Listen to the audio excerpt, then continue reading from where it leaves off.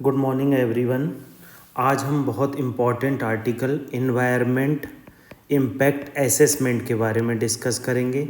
देखेंगे कैसे environment impact assessment industries को इवोल्यूट करता है, उसकी स्क्रीनिंग करता है, स्कोपिंग करता है और उसके socio economic plus environmental impact को देखता है। ठीक है, तो जैसे पहला आर्टिकल फ्रंट पेज पे बताया गया है कि सुप्रीम कोर्ट ने क्या किया है, can not legalise same sex marriage से सुप्रीम कोर्ट बेंच। मतलब सुप्रीम कोर्ट ने देखो यहाँ क्या कहा है, आप ये चीज़ जान लो। सुप्रीम कोर्ट ने कहा है कि जो मैरिज है वो फंडामेंटल राइट नहीं है। 5 जज की बेंच ने सबने मिलकर यही कहा, 5 जज की, मैरिज जो है वो फंडामेंटल राइट नहीं है, मैरिज एक स्टैट्यूटरी राइट है जो special marriage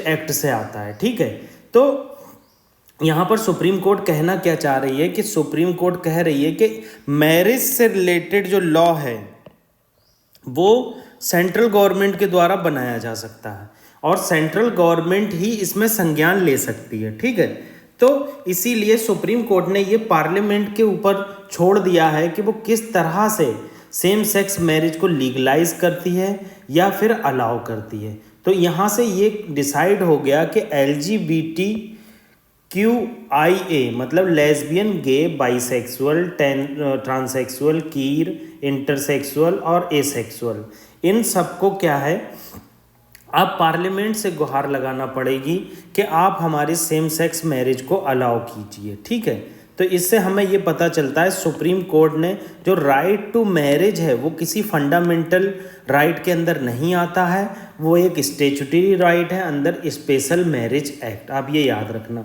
next article related है नेशनल फिल्म अवार्ड से। देखो क्या हुआ है, वहीदा रहमान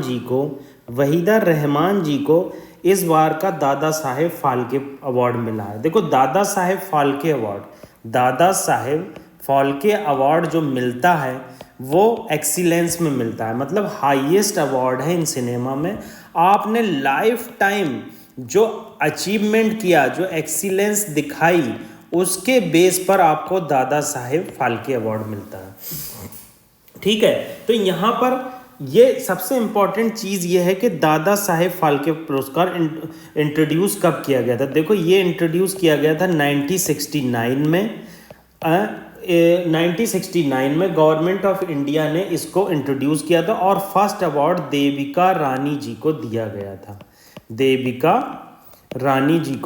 तो आपको ये बेसिक डिटेल याद होना चाहिए। आपको ये भी याद होना चाहिए जो अवार्ड दादा साहेब फाल्के अवार्ड है किसी NGO या प्राइवेट इंस्टीट्यूशन के द्वारा नहीं दिया जाता है। इसको दिया जाता है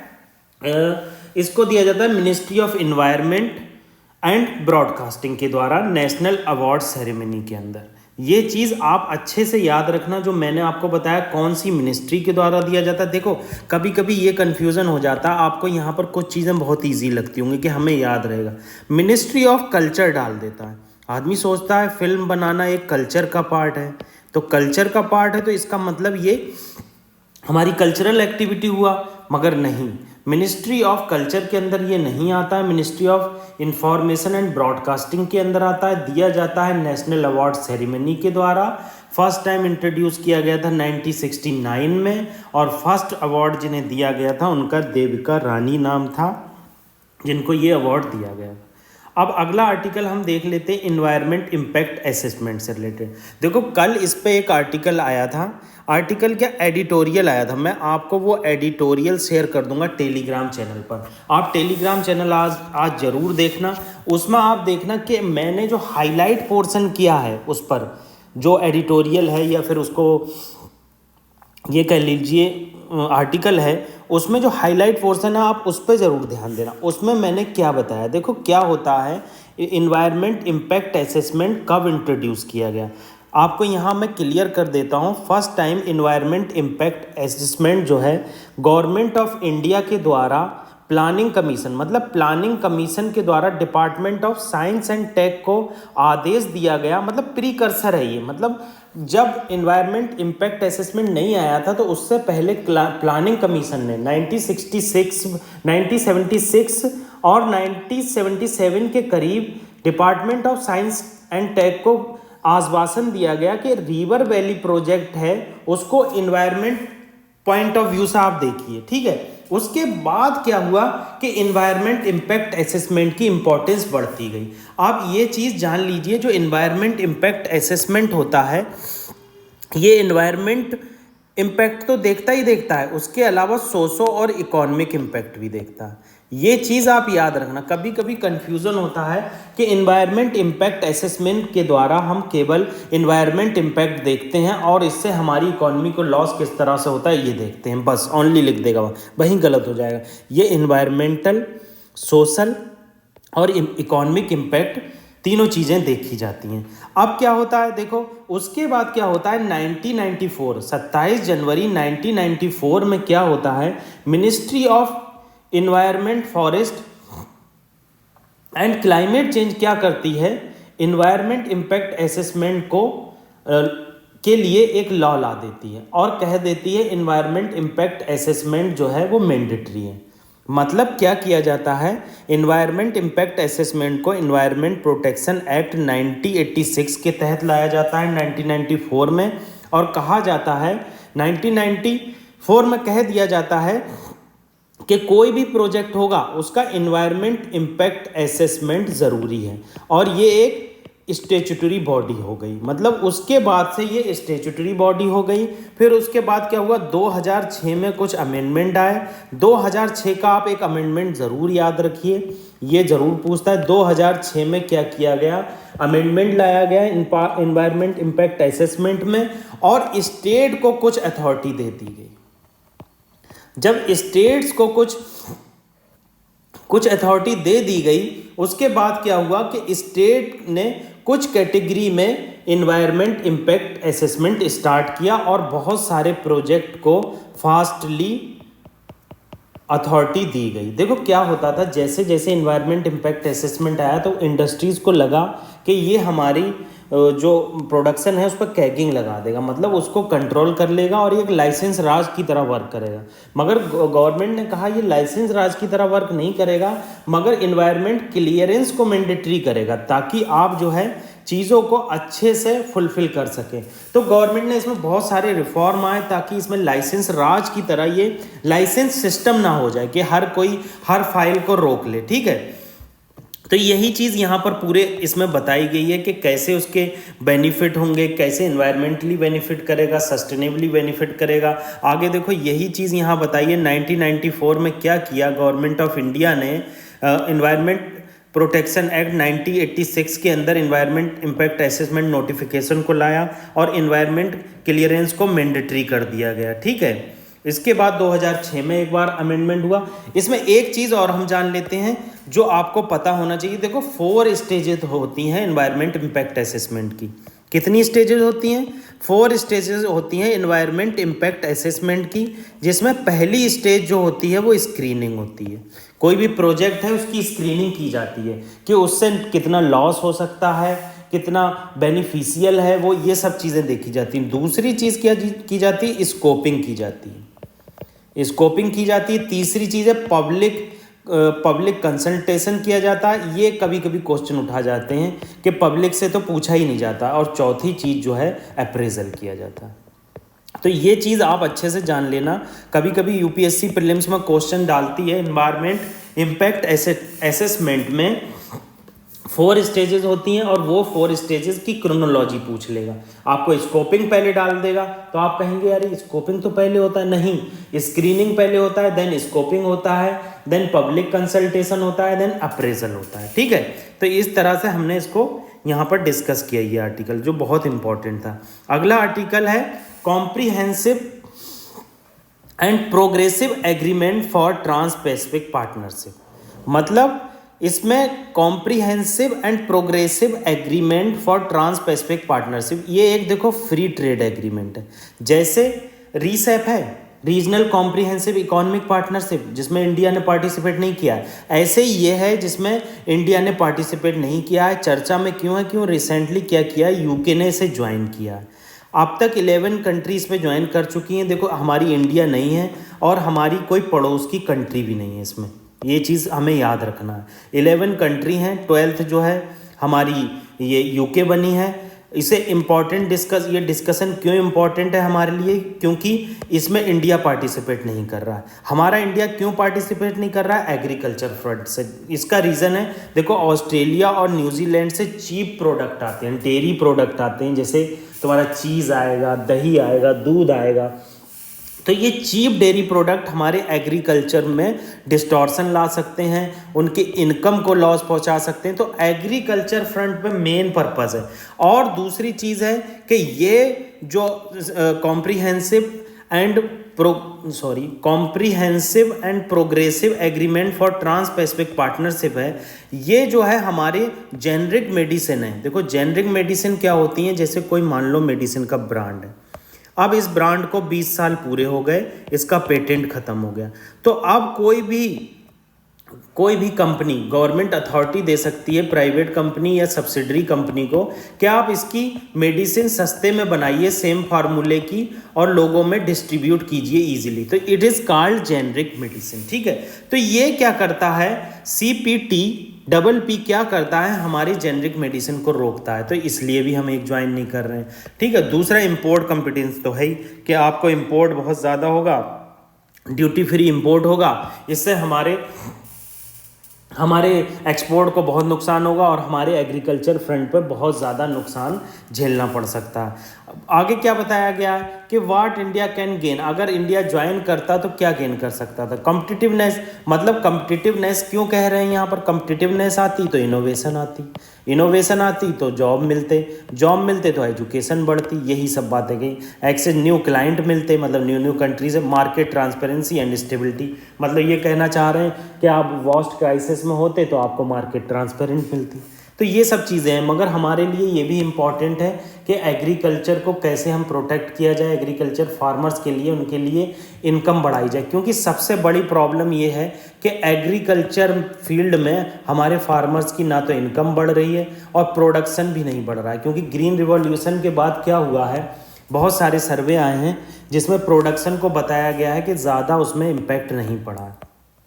अगला आर्टिकल आप देख लीजिए, अगला आर्टिकल जो है मूडीज़ एक देखो एक रेटिंग एजेंसी है जो कंट्री को रेटिंग देती है इन्वेस्टर से रिलेटेड, ठीक है। तो मूडीज़ ने कहा है कि वो चिंतित हैं सेंट्रलाइज्ड डिजिटल आइडेंटिफिकेशन सिस्टम से। क्यों? क्योंकि वो कह रहे हैं सेंट्रलाइज सिस्टम जो होता है उसमें सिक्योरिटी थ्रेट आ सकता है और प्राइवेसी वल्नरेबिलिटी हो सकती है। क्या होता है, आपका एक ही सेंट्रलाइज सिस्टम है और आपका डाटा एक ही जगह है, तो ये किसी भी साइबर क्राइम के द्वारा थ्रेट किया जा सकता है, जैसे चाइना के द्वारा हमारे कंट्री में साइबर अटैक किए जाते हैं। तो इससे क्या होगा, बहुत सारा नुकसान पब्लिक को झेलना पड़ेगा और उसके बायोमेट्रिक और डेमोग्राफिक डेटा चोर सकता है, और जब डेमोग्राफिक डेटा चोर सकता है बायोमेट्रिक, उसका मिसयूज़ किया जा सकता है। तो हम आधार के बारे में देख लेते हैं। आधार को इन्होंने बताया है कि इसके लिए वो कॉशियस हैं इसकी सिक्योरिटी को रिलेटेड। तो आधार की बेसिक चीज़ें देख लेते हैं। आधार देखो एक 12 डिजिट यूनिक आइडेंटिफिकेशन होता है जो इशू किया जाता है unique identification authority of India के द्वारा। आपको यहाँ याद रखना है कि ये 12 डिजिट होता है। ये बहुत छोटी डिटेल है, आपको लगेगी ऐसी डिटेल यूपीएससी नहीं पूछेगा, मगर ऐसी डिटेल यूपीएससी पूछ लेता है। यूपीएससी के द्वारा कुछ भी पूछा जा सकता है, आपकी हालत ख़राब हो सकती है, इसलिए आप जो चीज़ है वो अच्छे से पढ़िए। अगर अच्छे से नहीं पढ़ते हैं, तेज़ी से भागते हैं, तो आप ही जिम्मेदार होंगे उसके लिए, ठीक है। आगे देख लो कि ये प्रूफ ऑफ आइडेंटिफिकेशन, आपको यहाँ ये बता देता हूँ कि ये आइडेंटिफिकेशन प्रूफ है, ये डोमिसाइल प्रूफ नहीं हो सकता, ठीक है। आप इसका यूज़ कहीं भी कर सकते हैं मगर डोमिसाइल में नहीं कर सकते, ठीक है। आप मतलब डोमिसाइल का मतलब है कि आप कहाँ के रहने वाले हैं, इसका प्रूफ केवल डोमिसाइल से ही किया जा सकता है। आप इसका आधार कार्ड का यूज़ नहीं कर सकते। इसमें बायोमेट्रिक और डेमोग्राफिक डिटेल दोनों होती है। बायोमेट्रिक और डेमोग्राफिक डिटेल का क्या मतलब है कि आपकी आइरिस स्कैन होगी, आपके फिंगरप्रिंट लिए जाएंगे। और डेमोग्राफिक डिटेल का मतलब क्या है कि आप किस स्थान पर रहने वाले हैं, कहाँ आप रहते हैं, कैसे उसको टैकल, मतलब कहाँ पर आप क्या वर्क करते हैं, ये सब जो है डेमोग्राफिक डिटेल होती है, ठीक है। तो यहाँ पर डेमोग्राफिक डिटेल के बारे में बताया गया है, ठीक है। ये आगे क्या बताया गया, इसको लॉन्च 2009 में किया गया था और इसको लॉन्च करने के पीछे रीज़न था कि फाइनेंशियल बेनिफिट प्रोवाइड करना और लोगों तक सर्विसेज इजीली पहुंचाना, इसको मैंडेटरी कर दिया गया। आप ये पॉइंट याद रखिए, इसे सभी सर्विसेज के लिए मैंडेटरी नहीं किया गया। जैसे यहाँ पर इन्होंने लिखा है कि प्राइवेट कंपनी भी इसे मैंडेटरी कर सकती हैं, ये गलत है। सुप्रीम कोर्ट का आदेश है केवल आप फाइनेंशियल सर्विसेज के लिए मैंडेटरी कर सकते हैं। फाइनेंशियल सर्विसेज के लिए कैसे? जैसे क्या होता था, जब हम पीडीएस शॉप पर जाते थे तो राशन लेते थे, तो राशन में क्या होता था कि लूप होल्स होते थे और वो किसी को भी दे देते थे और गरीबों तक नहीं पहुंचता था। तो उसके लिए आधार को मैंडेटरी किया गया। आपका आधार जब लगेगा तभी आपको राशन मिलेगा और बायोमेट्रिक डिटेल लगेगी। इसीलिए उस लूप होल को कम करने के लिए सुप्रीम कोर्ट ने इसे फाइनेंशियल सर्विसेज में इसे मैंडेटरी किया गया। इतना याद रखना। 99.9% लोग अब तक आधार बना चुके हैं और जो डिजिटल डिवाइड है उसको ख़त्म करता है। डिजिटल डिवाइड को कैसे ख़त्म करता है? क्योंकि ये बैंक में डायरेक्ट आपको मनी प्रोवाइड करता है। पीडीएस सर्विस आप इजीली ले सकते हैं, मोबाइल की सिम इजीली ले सकते हैं, जनधन अकाउंट खुलवा सकते हैं, ये सब चीज़ें इसमें हैं। ठीक है, यही चीज़ें बताई गई हैं। आप देखो, आधार एक्ट 2016 में आया। आधार एक्ट में क्या बताया गया कि एलिजिबल पर्सन कौन कौन से होंगे और क्या एप्लीकेबिलिटी होगी, मतलब कि डेमोग्राफिक और बायोमेट्रिक इन्फॉर्मेशन प्रोवाइड करेगा। इसी एक्ट ने unique identification authority of India stabilise की, जो स्टेचुटरी अथॉरिटी थी और ministry of electronic and information technology के अंदर आती है, मीटी के। आप ये याद रखना, मीटी मतलब जो UIDAI है, unique identification authority of India, Aadhaar act 2016 के अंदर आती है। ठीक है, और ये मिनिस्ट्री जो है इसकी ministry of electronic information and technology है। यूनिक टू एवरीवन, सही है। ये मतलब कोई भी, हर किसी के लिए ये यूनिक आइडेंटिटी होती है। देखो ये लिखा है, Aadhaar number assign to an individual is unique and can not be given to another person, मतलब सेम नंबर नहीं दिया जाता है, इसीलिए इसे यूनिक कहा जाता है। सेफ्टी और प्राइवेसी का पूरा ध्यान रखा जाता है।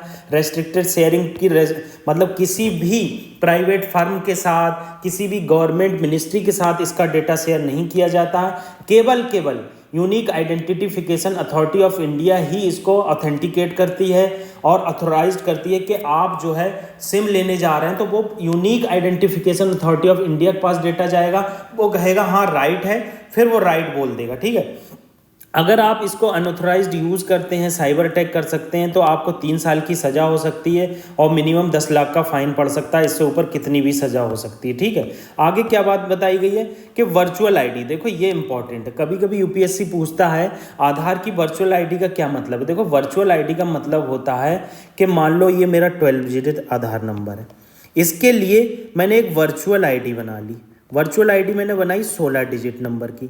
अब जब भी प्राइवेट फर्म इसको स्कैन करेगी, ये डाटा जाएगा unique identification authority of India के पास। Unique identification authority of India क्या करेगी, वर्चुअल आईडी को रियल आईडी से मिलाएगी और कहेगी हाँ ये राइट है। इस तरह से ये वर्चुअल आईडी वर्क करती है। ठीक है, ऑथेंटिकेशन इसमें परफॉर्म किया जाता है। मास्क आधार क्या होता है? मास्क आधार कुछ नहीं होता है, इसमें लास्ट के 4 डिजिट को शो किया जाता है और बाकी कैरेक्टर को ऐसे शो कर दिया जाता है, मतलब क्रॉस करके। इसे मास्क आधार कहते हैं ताकि आपका कोई भी आधार नंबर ना जान पाए। अगला आर्टिकल रिलेटेड है मलेरिया और डेंगू में डिफरेंस है। देखो आजकल डेंगू और मलेरिया बहुत चल रहा है, उसका रीज़न है मानसून ख़त्म होने के बाद इंसेक्ट में बहुत ज़्यादा बढ़ोतरी होती है। जब बहुत ज़्यादा बढ़ोतरी होती है तो बीमारियों में भी बढ़ोतरी होती है और इसका रीज़न रहता है जगह जगह पानी का इकट्ठा होना और अदर रीज़न रहता है फॉरेस्ट का क्लीन ना होना और इंडस्ट्रियल केमिकल का मिसयूज़ होना। देखो मलेरिया जो है वो एक पैरासाइटिक डिजीज़ है, मतलब प्लाज्मोडियम पैरासाइट के थ्रू होता है मलेरिया, याद रखना आप। जबकि डेंगू जो है एक वायरस डिजीज़ है, जो एडीज मॉस्किटो होता है वो डेंगू को फैलाता है और मेनली डाउन और डस्क टाइम पे होता है। जबकि मलेरिया जो है वो एनोफ्लीज मॉस्किटो से होता है। देखो ये मॉस्किटो से ज़रूर होता है मगर ये प्लाज्मोडियम पैरासाइट है वो एनोफ्लीज मॉस्किटो को पहले